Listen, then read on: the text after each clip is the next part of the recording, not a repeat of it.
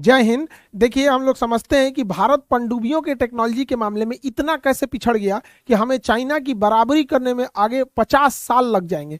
और हमारे नौसेना के अधिकारियों ने जो एयरक्राफ्ट कैरियर पे भरोसा दिखाया था, तो हमें एयरक्राफ्ट कैरियर के मामले में तो ठीक है, बट पनडुब्बी के मामले में इतने कैसे पिछड़ गए। देखिए, पनडुब्बी को हम साइलेंट किलर कहते हैं। ये पानी के अंदर रहती है, जिस वजह से ये ऑलरेडी स्टिल्ट हो जाती है। कोई रडार सैटेलाइट इसको पानी के अंदर नहीं पकड़ पाता है। बालाकोट सर्जिकल स्ट्राइक के समय हम लोग पाकिस्तान की पनडुब्बी को ट्रेस कर रहे थे, जो 21 दिन बाद ट्रैक हुई थी। सोचिए, 21 दिन लग गया था हमें पाकिस्तान की पनडुब्बी। 21 दिन में कोई हथियार, कोई पनडुब्बी कितना तबाही मचा सकता है, आप आइडिया लगाइए। तो इन पनडुब्बियों के बारे में हम लोग समझते हैं, ये पानी के अंदर चलती है। इसे चलाने के लिए इसके प्रोपेलर को घुमाना पड़ता है।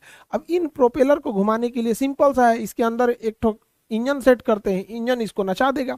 तो हम लोग एक इंजन लगा देते हैं, लेकिन जब इस पनडुब्बी को पानी के अंदर ले जाते हैं तो इंजन काम ही नहीं करेगा, क्योंकि इंजन को धुआं निकलने के लिए भी चाहिए और इसको एयर भी चाहिए, क्योंकि बिना ऑक्सीजन के तो फ्यूल जलेगा नहीं यहाँ पर। तो पनडुब्बी को अंदर कैसे लेके जाया जाए, यहाँ पर अंदर तो काम ही नहीं करेगा।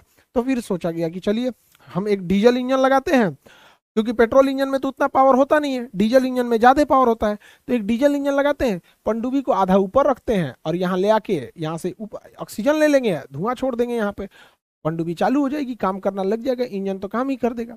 लेकिन आप बताइए, जब यही करना था तो फायदा क्या है? तो काम तो शिप भी कर सकता था। पनडुब्बी का मेन काम है नीचे जाना, नीचे गया तो ऑक्सीजन खत्म, यहाँ पर ऑक्सीजन बिना इंजन चल ही नहीं सकता है यहाँ पे। तब क्या किया जाएगा? तब इसके लिए हाइब्रिड टेक्नोलॉजी लाया गया। हाइब्रिड टेक्नोलॉजी में पनडुब्बी को सतह के ऊपर लाया गया और डीजल इंजन चालू किया गया। डीजल इंजन चालू करके इसके अंदर बिजली बनाया गया, उस बिजली से बैटरी को चार्ज किया गया। तो बैटरी चार्ज हो गई। अब इस बैटरी के दम पर जब इसको अंदर जाना हुआ तो इंजन बंद करके अंदर चला गया और अंदर इसको बैटरी के दम पे ले जाया गया। यानी हाइब्रिड सिस्टम है, डीजल इंजन भी काम करेगा, बैटरी चार्ज होने के बाद पनडुब्बी अंदर चली जाएगी। यानी अंदर जाने के बाद पनडुब्बी डीजल इंजन पे नहीं चलती है, बल्कि वो बैटरी से चलती है। इसका दो फायदा होता है। एक तो भैया अंदर में डीजल इंजन चल ही नहीं पाएगा। दूसरा ये होता है कि बैटरी से चलने पर बहुत साइलेंटली चलती है। इसलिए इस पनडुब्बी को चलाने के लिए हमें एक डीजल इंजन चाहिए और बहुत ज्यादा मात्रा में बैटरी चाहिए। इसीलिए हम इन पनडुब्बियों को डीजल इलेक्ट्रिक बैटरी कहते हैं, ये पनडुब्बी कहते हैं, क्योंकि इसमें डीजल भी चाहिए और इलेक्ट्रिक भी चाहिए। तो डीजल इलेक्ट्रिक बैटरी कहते हैं। बाहर आके डीजल इंजन चालू किया, बैटरी चार्ज करके अंदर चला गया। इसकी बैटरी इसे 2 दिन तक चला सकती है। तो 2 दिन तक ये आराम से चल सकता है, लेकिन हर 2 दिन के बाद इसे ऊपर आना पड़ेगा कुछ घंटों के लिए, 4-5 घंटे के लिए आएगा और उसी में ये अपना डीजल इंजन चालू करेगा। ऊपर आएगा, डीजल इंजन चालू करेगा, बैटरी फुल चार्ज हो जाएगी, फिर ये अंदर डीजल इंजन बंद करेगा और अंदर चला जाता है यहाँ पे। इसीलिए इसे डीजल इलेक्ट्रिक पनडुब्बी कहा जाता है। लेकिन इसकी एक खराबी है, जब हर 2 दिन के बाद ये इसे बाहर आना पड़ता है चार्जिंग के लिए, तो ऊपर आता है चार्ज करने के लिए, एग्जॉस्ट करेगा ये सब, तो ये रडार के पकड़ में आ जाता है। तो रडार के पकड़ में आने के बाद ये स्टिल्थ नहीं रह जाता है। जब तक ये चार्ज करेगा, सैटेलाइट या रडार देख लेंगे सब, दुश्मन आ जाएगा। अगर दुश्मन आ गया, अब ये भागते भागते कि कुछ एरिया में घेरा जाएगा यहाँ पे, तो इसे मरने की संभावना बढ़ जाती है। तो इसे छुपाना जरूरी था। तो छुपाने के लिए ना स्नॉर्कलिंग टेक्नोलॉजी का यूज किया गया। स्नॉर्कलिंग टेक्नोलॉजी में क्या होती है, पूरी पनडुब्बी को बाहर नहीं निकाला जाता है, बल्कि एक छोटा सा पाइप बाहर निकाल देते हैं। ये छोटा सा पाइप क्या करता है, स्नॉर्कलिंग टेक्नोलॉजी के तहत बाहर निकलेगा और यहाँ से ऑक्सीजन लेगा और वो ऑक्सीजन सक करके इंजन चालू कर देगा और एग्जॉस्ट छोड़ देगा यहाँ पर। खैर, एग्जॉस्ट छोड़ना तो नॉर्मल है, अंदर भी छोड़ सकता है, बबल से बाहर आ जाएंगे, बट इसे स्नॉर्कलिंग से प्रयोग कर सकता है। लेकिन आजकल के सैटेलाइट और रडार इतना खचरा हो गया है सब कि स्नॉर्कलिंग को भी पकड़ लेता है। अब ये स्नॉर्कलिंग पकड़ा जाएगी तो ये तो स्टिल्थ रही नहीं। तो पनडुब्बी की मेन खासियत होती है कि छुप के हमला करना, हर 2 दिन पे पकड़ा जाएंगे यहाँ पे। तो स्नॉर्कलिंग भी काम नहीं कर पा रहा था, जिस वजह से इसे पकड़ना थोड़ा इजी हो जाता है यहाँ पर। इसी के लिए हमें चाहिए एक ऐसा इंजन, ऐसा इलेक्ट्रिसिटी बनाने वाला चीज जो पानी के अंदर बिना ऑक्सीजन के ही इंजन इलेक्ट्रिक बता सके यहाँ पे। तो इसकी टेक्नोलॉजी बहुत देशों के पास थी, बट भारत के पास नहीं थी यहाँ पे। लेकिन भारत ने सक्सेसफुली इसे बना लिया। इस टेक्नोलॉजी का नाम है air independent propulsion system, AIP। Air independence propulsion system एक ऐसी मशीन होती है जो पनडुब्बी के अंदर लगा दिया जाता है और ये ऑक्सीजन और हाइड्रोजन का प्रयोग करके और इसके अंदर से ये इलेक्ट्रिसिटी बना लेती है। ये पनडुब्बी में काम कर रहे लोगों के बायोफ्यूल, उनके टॉयलेट, बायो टॉयलेट का भी प्रयोग कर लेती है यहाँ पे और उससे ये इलेक्ट्रिसिटी बना लेती है। और जब ये इलेक्ट्रिसिटी बना लेती है तो इसे बाहर आने की जरूरत ही नहीं है, अंदर ही अंदर बना लेती है, इसीलिए इसका नाम ही है एयर इंडिपेंडेंट, हवा से कोई मतलब नहीं है यहाँ पे। तो ये अपने ऑक्सीजन हाइड्रोजन जनरेट करके बना लेती है और ये मशीन कहलाती है एआईपी टेक्नोलॉजी। अब एआईपी टेक्नोलॉजी के लिए बैटरी चार्ज करना है तो इंजन, डीजल इंजन चलाने की जरूरत नहीं है, तो बैटरी चार्ज करने के लिए पानी के अंदर ही एआईपी टेक्नोलॉजी से बैटरी चार्ज हो जाएगी। और जब ये बैटरी चार्ज हो जाएगी तो इसे बाहर आने की जरूरत ही नहीं है, एआईपी टेक्नोलॉजी से ही बिजली बनेगा और बिजली इसके रखे अंदर की बैटरी, सारी बैटरी कंपार्टमेंट को चार्ज कर देगा, तो इसे बाहर आने की जरूरत नहीं है। ये जो हर 2 दिन पे बाहर आ जाता था चार्ज करने के लिए बैटरी, अब इसे बाहर नहीं आना पड़ेगा, बल्कि 15 दिन तक इसकी कैपेसिटी होती है कि 15 दिन तक ये बाहर नहीं आ पाएगा। सोचिए इतना खतरनाक हथियार मिसाइलों से भरा हुआ, 15 दिन तक कोई देश इसे नहीं ढूंढ पाएगा, वो भी समुंदर में, तो कहां से कहां तबाही मचा के चला जाएगा। रडार कुछ नहीं कर पाएंगे, सैटेलाइट कुछ नहीं कर पाएंगे यहाँ पे। तो भारत की डीआरडीओ ने इस एआईपी टेक्नोलॉजी को बना लिया है। दुनिया में बहुत सारे देशों के पास एआईपी टेक्नोलॉजी है और एआईपी कई कैटेगरी का होता है। उसमें सबसे शांत ढंग से काम करने वाला, बिना वाइब्रेशन के, बिना शोर मचाए काम करने वाला जो एआईपी है, क्योंकि वाइब्रेशन करेगा ना तो सोनार में पकड़ में आ जाएगा, तो वो होता है फ्यूल सेल टाइप का। तो डीआरडीओ ने जो बनाया है एआईपी, उसका नाम है फ्यूल सेल एआईपी टेक्नोलॉजी। अब डीआरडीओ एक रिसर्च संस्था है, वो रिसर्च कर देगी, प्रोडक्शन नहीं करेगी, तो वो डीआरडीओ रिसर्च करके प्रोडक्शन यानी उत्पादन की जिम्मेदारी एलएनटी को दे दी है। अब ये एलएनटी इसका उत्पादन करेगी, भारी भरकम बिजली घर का, जिसका नाम एआईपी है, और इसे हम अपनी पनडुब्बियों में फिट करेंगे। हमारे पास जो अभी के समय में बेहतरीन पनडुब्बियां हैं वो फ्रांस की बनी हुई पनडुब्बी है, तो हम इस मशीन को फ्रांस के पास भेजेंगे, क्योंकि फ्रांस अपनी, और पनडुब्बियों को भी फ्रांस में भेजेंगे कि भैया इसमें उतना बड़ा जगह बनाओ और इसको उसमें फिट करो। तो उसे हम रेट्रो फिटिंग कहते हैं। रेट्रो फिटिंग क्या होती है कि पुरानी मशीन में जब नई टेक्नोलॉजी को इनबिल्ट करते हैं तो उस क्रिया को हम रेट्रोफिटिंग कहते हैं। तो हम अपनी कलवरी क्लास की पनडुब्बियों को जो फ्रांस से खरीद के लाए हैं, पनडुब्बी और एआईपी दोनों भेज देंगे फ्रांस में, वो वहां पे जाके रेट्रोफिटिंग करेगा। तो जो हमारी पुरानी कन्वेंशन पनडुब्बियां थी, कन्वेंशनल पनडुब्बियां चाहे पूरी तरह से बाहर आए या स्नॉर्कलिंग करें, हर 2 दिन पे आएंगी और सैटेलाइट से पकड़ में आ जाएंगी, इसलिए इनका कोई खास रोल रहा नहीं आज के जमाने में। तो इसलिए एआईपी जरूरी है। एआईपी से ये 15 दिन बाद निकलेंगी, तो 15 दिन तक छुपे हुए अपने मिशन को कर सकती है।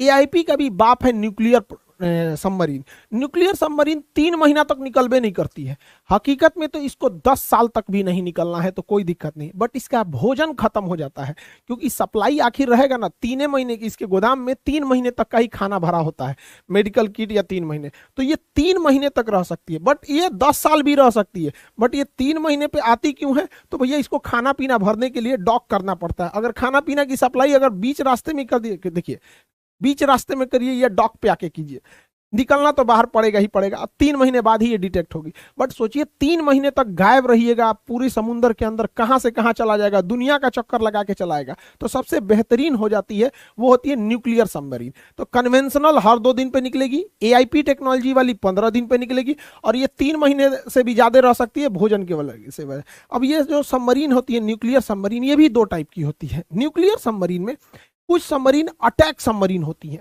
जो टॉर्पीडो मारती है, पानी के अंदर चलने वाले मिसाइल को टॉर्पीडो कहते हैं। ये टॉर्पीडो मारती है, अंदर अंदर अटैक करती है, टॉर्पीडो मार के किसी भी दुश्मन के शिप को गिरा देती है। यहाँ देखिएगा आप, ये टॉर्पीडो के आने का निशान भी है, यहाँ पे आपको दिख रहा होगा, यहाँ पे टॉर्पीडो आके इसे हिट कर दिया है, तो इसे हम अटैक सबमरीन कहते हैं। ये दुश्मन के शिप या दूसरी पनडुब्बियों को मार के गिरा देती हैं। और एक होती है न्यूक्लियर सबमरीन में ही मिसाइल सबमरीन, तो वो अटैक नहीं करती हैं, बल्कि उनके ऊपर में ना मिसाइल ट्यूब्स रखे होते हैं यहाँ पर, और इसमें से अचानक मिसाइल निकलता है और धड़ाधड़, देखिए समुंदर है नीचे, क्या दिख रहा है, समुंदर, कहां से मिसाइल आ रहा है किसी को पता नहीं, और ये मार के किधर चली जाएगी पता ही नहीं चलेगा। तो ये जो होता है ना, ये दूसरे देश को डराने के लिए होता है। किसी देश के आगे ले आके समुंदर के नीचे खड़ा कर दीजिए अपना न्यूक्लियर मिसाइल सबमरीन, मारेगा, परमाणु बम वगैरह मार देगा। इससे फायदा क्या होता है कि हम लोग सेकंड स्ट्राइक कर सकते हैं। जैसे हमारे देश के ऊपर अचानक 30-40 ठो परमाणु बम मार दिया कोई, पूरा देश उड़ जाएगा, तो कौन हमला करेगा, जवाब कौन देगा? तो हमारी जो न्यूक्लियर सबमरीन है, जो मिसाइल लेके घूम रही हैं, वो मारेंगी, फिर सेकंड स्ट्राइक मारेंगी यहाँ पर, और वो पानी के नीचे से मारेंगी जो देश ने परमाणु बम मारा है। समझ में आएगी नहीं? तो ये सेकंड स्ट्राइक के काम में आते हैं, युद्ध के काम में नहीं आएगा, एकदम लास्ट ऑप्शन होता है। तो सबसे खतरनाक जो पनडुब्बियां होती हैं वो आपकी न्यूक्लियर सबमरीन होती है। किसी भी देश को, भारत को भी अपने सुरक्षा के लिए, नेवल सुरक्षा के लिए पनडुब्बी के 4 लेयर की जरूरत है। जो पहला लेयर है, वो फर्स्ट लेयर जो होना चाहिए वो होना चाहिए कन्वेंशन सबमरीन का, जो स्नॉर्कलिंग की टेक्नोलॉजी का प्रयोग करके हर 2 दिन पे बाहर आएगी। तो ये हमें भारत के बॉर्डर एरियाज में डिप्यूट करना चाहिए। जो डीप सी में जाएगा वो एआईपी इक्विप्ड होना चाहिए, ताकि 15 दिन तक बिना निकले वो काम कर सके। और दूर का जो लेयर की सिक्योरिटी होनी चाहिए वो न्यूक्लियर अटैक सबमरीन होनी चाहिए, कि दुश्मन का जहाज वगैरह पनडुब्बी आए तो मार दे। और एकदम डीप ब्लू ओशियन होना चाहिए, एकदम दूर दूर तक। तो वो होनी चाहिए न्यूक्लियर मिसाइल। तो 4 टाइप की, कन्वेंशनल पास में हो गई, एआईपी टेक्नोलॉजी मिडिल में हो गई, न्यूक्लियर अटैक और दूर हो गई, एकदम दूर रहना है तो न्यूक्लियर मिसाइल। तो हमारे पास चाहिए 4 लेयर की सिक्योरिटी, जबकि भारत के पास 4 लेयर की सिक्योरिटी नहीं है। हमारे पास न्यूक्लियर अटैक सबमरीन नहीं है, और हमारे पास एआईपी अभी भी किसी में इंस्टॉल नहीं है। तो हमारे पास एक कन्वेंशनल सबमरीन है, और नहीं तो फिर मिसाइल मारने वाली, अटैक नहीं है। तो जबकि हमें चाहिए 4। आप लोग को क्या लगता है कि भारत सरकार को इन चारों लेयर पे सोचना चाहिए कि नहीं? जबकि हमारा दुश्मन जो है चाइना, उसके पास 4 लेयर की सिक्योरिटी है यहाँ पर, और उसके पास हमसे 4 गुना ज्यादा पनडुब्बियां हैं, और परमाणु पनडुब्बियों का जखीरा है, एआईपी टेक्नोलॉजी की पनडुब्बियों का उसके पास जखीरा है। यहाँ पर पूरी दुनिया को चौंका के रखा है चाइना ने। लेकिन चाइना के पास जब इतनी पनडुब्बियां हैं, तो आखिर हमें अपनी सुरक्षा कैसे करना है? पनडुब्बी खतरनाक है, बट पनडुब्बी को भी तो मारा जा सकता है। तो इसके लिए हम अमेरिका के 2 जहाजों का यूज करते हैं। एक हेलीकॉप्टर है रोमियो हेलीकॉप्टर, ठीक है, और एक जहाज है जिसका नाम है P8I पोसाइडन। ये हेलीकॉप्टर के नीचे रडार लगा होता है, सोनार, और इसके अंदर भी बहुत हाई फ्रीक्वेंसी के सोनार वगैरह लगे होते हैं। ये पानी के नीचे पनडुब्बियों का पता करते हैं, और अगर मान के चलिए इन्हें आभास हो जाता है कि नहीं गहराई पे शायद पनडुब्बी है, तो ये सोनो वॉइस नीचे गिरा देते हैं। इक्विपमेंट होता है एक तो सोनो वॉइस, ये क्या करते हैं, नीचे सोनो वॉइस गिरा देते हैं समुद्र के अंदर। वो समुद्र के अंदर गिर के तरंगे छोड़ता है और पता लगा लेता है कि कहीं कोई पनडुब्बी तो है कि नहीं यहाँ पे। तो अगर कोई बाहर से स्नॉर्कलिंग से जांच कर रहा होगा, या बाहर निकल के चार्ज कर रहा होगा, तो उसको पकड़ लेगा। लेकिन एआईपी इक्विप होगा या परमाणु पनडुब्बी होगी तो निकलेगी ही नहीं। तो ये ऊपर ऊपर पूरे रडार से, हाई पावर के रडार से देख लेता है, और नहीं तो सोनो वॉइस गिरा के अंदर तक में देख लेता है। और इसके अंदर पूरा कमांड सेंटर होता है, पूरा कमांड सेंटर। जैसे ही इन लोग को कोई पनडुब्बी दिखती है, कहां पे है, तुरंत उसका लोकेशन अगल बगल के जहाजों को दे दिया जाता है कि जाके मारो। अब जो पहले पहुंच गया वो जाके उसे मारता है। सपोज कोई हेलीकॉप्टर था, तो हेलीकॉप्टर उसको टारपीडो गिरा देगा। टारपीडो पानी में घुस के मार करने वाली मिसाइल होती है, तो हेलीकॉप्टर मार के गिरा देगा। अगर नेवी का कोई जहाज है तो जहाज उसको मार के टारपीडो से गिरा देगा। अगर कोई पनडुब्बी उस दुश्मन की पनडुब्बी के पास है तो वो अपने टारपीडो से मार के गिरा देगी। कोई नेवी का शिप है तो शिप के ऊपर भी टारपीडो लगा होता है, कहीं से मार के गिरा दिया जाएगा जहां भी पकड़ में आएगा तो, और ये जाके दुश्मन की पनडुब्बी को तहस नहस कर देता है। तो हमारे पास एंटी सबमरीन वारफेयर में हम चाइना के आगे हैं, बट सबमरीन के मामले में हम चाइना के पीछे हैं। हमसे ज्यादा सबमरीन है चाइना के पास, बट मारने की क्षमता चाइना से बेहतर है हमारे पास यहाँ पर, तो हम इसे मार सकते हैं। कई बार पनडुब्बियां काफी पास में आ जाती हैं, तो उन पर टारपीडो नहीं काम करता है, एकदम पास में आ जाएगी। जैसे इंडियन नेवी का मान के चलिए जहाज है और नीचे अचानक कोई पनडुब्बी आ गई, तो उसके लिए डेप्थ चार्ज का प्रयोग किया जाता है। किसी भी डिस्ट्रॉयर, कॉर्बेट या फ्रिगेट जहाजों पे देखेंगे ऐसे गोल गोल सर्किल बना होता है। अब इसको जूम करके दिखाते हैं, ये इसे डेप्थ चार्ज कहते हैं। इसके अंदर बारूद भरा होता है, और जिस एरिया में चारों ओर घूम सकते हैं, जिन्हें इन्हें कोऑर्डिनेट मिलता है कि इधर दुश्मन की पनडुब्बी है, धड़ धड़ धड़ धड़ यहाँ पे डेप्थ चार्जर फेंक देते हैं। ये डेप्थ चार्जर बड़ी खतरनाक होते हैं। जब हम इन डेप्थ चार्जरों को फेंकते हैं तो ये पानी में जाते हैं, और जब पानी में ये चले जाते हैं तो पानी के नीचे जाते हैं 100-200 फीट नीचे, और 100-200 फीट नीचे जाने के बाद ना ये पानी में जाकर बम से फटते हैं एकदम। और पानी में जाने के बाद इतना जोर से फटते हैं ना कि पानी के अंदर एक झटका हो जाता है। तो पानी के अंदर जब झटका लगता है ना तो पनडुब्बी इम्प्लोज कर जाती है, अंदर से पिचक जाती है, और जैसे पिचकेगी पनडुब्बी ब्लास्ट कर जाती है। जैसे कोई हवाई जहाज है, हवाई जहाज के बगल में कोई बम फोड़ दे बम से, तो उड़ते हवाई जहाज के बगल में बम फोड़ेंगे तो हवाई जहाज इसे डिसबैलेंस होगा, और इतना हाई स्पीड और इतना प्रेशर में रहता है कि वो चकनाचूर हो जाएगा वहां पे, तो वही इंप्लोजन से हो जाता है। तो डेप्थ चार्जर डायरेक्ट हिट नहीं करते हैं, बल्कि अगल बगल में, इसलिए अंधाधुन 50-60 गो डेप्थ चार्जर फेंका जाता है, और जिस वजह से पनडुब्बियां इंप्लोज करके अंदर की ओर फट जाती हैं, क्योंकि अचानक झटका लगेगा तो उसका मेटल पचकेगा, और समुद्र प्रेशर इतना लगाएगा कि डेप्थ चार्जर की वजह से ये पनडुब्बियां तबाह हो जाएंगी। तो आप देखिए कि हमारे पास भले पनडुब्बी नहीं है, लेकिन पनडुब्बी मारने की क्षमता है। तो एक चीज तो आपको समझ में आ गया कि ससुरा पनडुब्बी अगर दिख गई तो उसको मारना बड़ा इजी है। पनडुब्बी भले खतरनाक है लेकिन दिख गई तो मारना बहुत इजी है, क्योंकि कोढ़िया होती है पनडुब्बी, धीरे धीरे चलती है 40-50 की स्पीड में, तो उसको टारपीडो से मार देगा, मिसाइल से मार देगा, डेप्थ चार्जर से मार देगा।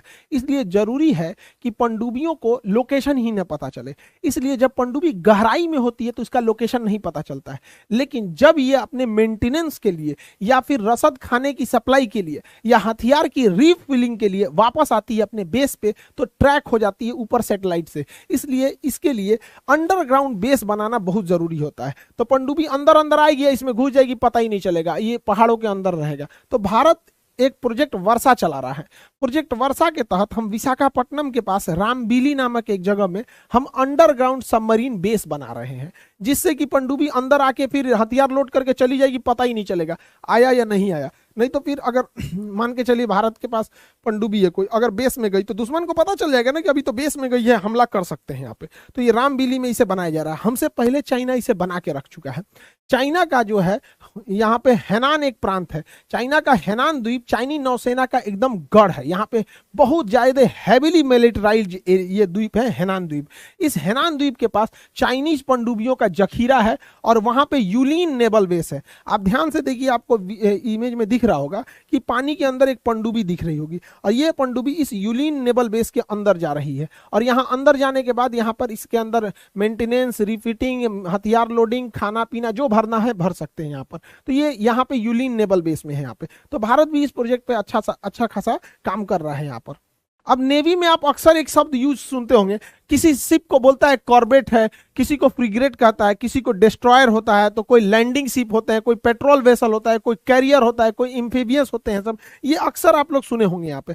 और पनडुब्बी के मामले में अगर आप यूपीएससी मेंस लिखेंगे तो साइंस एंड टेक के पार्ट में आपको ये तो अच्छा खासा आपको लिखना पड़ जाएगा यहाँ पे कि पनडुब्बियों के लिए, क्योंकि ये ज्वलंत मुद्दा है, तो पनडुब्बी में दो चीज आप सुनते होंगे यहाँ पर कि एक प्रोजेक्ट 75, 75 I, 76, 77, 877 क्या है। अगर ये